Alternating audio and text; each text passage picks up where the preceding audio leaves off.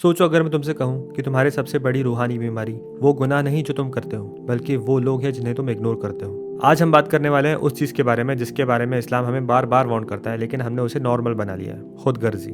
मुझे एक बात बताइए, लास्ट टाइम कब आपने किसी की हेल्प करी थी बिना कुछ एक्सपेक्ट किए? ना वैलिडेशन के लिए, ना पोस्ट के लिए, बस इसलिए कि उन्हें ज़रूरत थी। अगर आपको जवाब देने में मुश्किल हो रही है तो आप अकेले नहीं हो। हमारी जनरेशन एक ऐसे कल्चर में डूब गई है जहाँ लोग चिल्लाते हैं, आप अपने आप को पहले रखो, अपनी ग्रोथ को फोकस करो, अपनी खुशी, अपनी सक्सेस। रसूलुल्लाह सल्लल्लाहु अलैहि वसल्लम ने फरमाया, तुम में से कोई सच्चा मोमिन नहीं हो सकता जब तक वो अपने भाई के लिए वो ना चाहे जो अपने लिए चाहता हो। सोच कर देखो, आपका ईमान अधूरा है जब तक आप सिर्फ अपने बारे में सोच रहे हो। लेकिन अपने आसपास देखिए, हम सफरिंग को ऐसे स्क्रॉल कर देते हैं जैसे सिर्फ कंटेंट हो। हम अपना टाइम, अपनी एनर्जी, अपने पैसे को बचाते हैं, डरते हैं, सोचते हैं अगर देंगे तो कम हो जाएगा।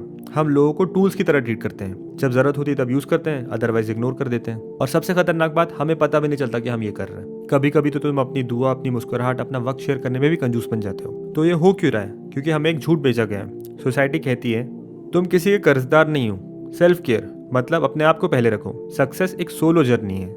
लेकिन इस्लाम ने एक पूरी सिविलाइजेशन बनाई अपोजिट प्रिंसिपल पर। दूसरों की खिदमत करना ही अल्लाह की खिदमत है। नबी सल्लल्लाहु अलैहि वसल्लम ने फरमाया, मोमिन एक जिस्म की तरह है, जब एक हिस्सा तकलीफ में होता है तो पूरा जिस्म महसूस करता है। हमने एहसास खो दिया है। हमने कम्युनिटी को क्लिक्स से रिप्लेस कर दिया है, कनेक्शन को कन्वीनियंस से, और सेक्रीफाइस को सेल्फ ऑब्सेशन से।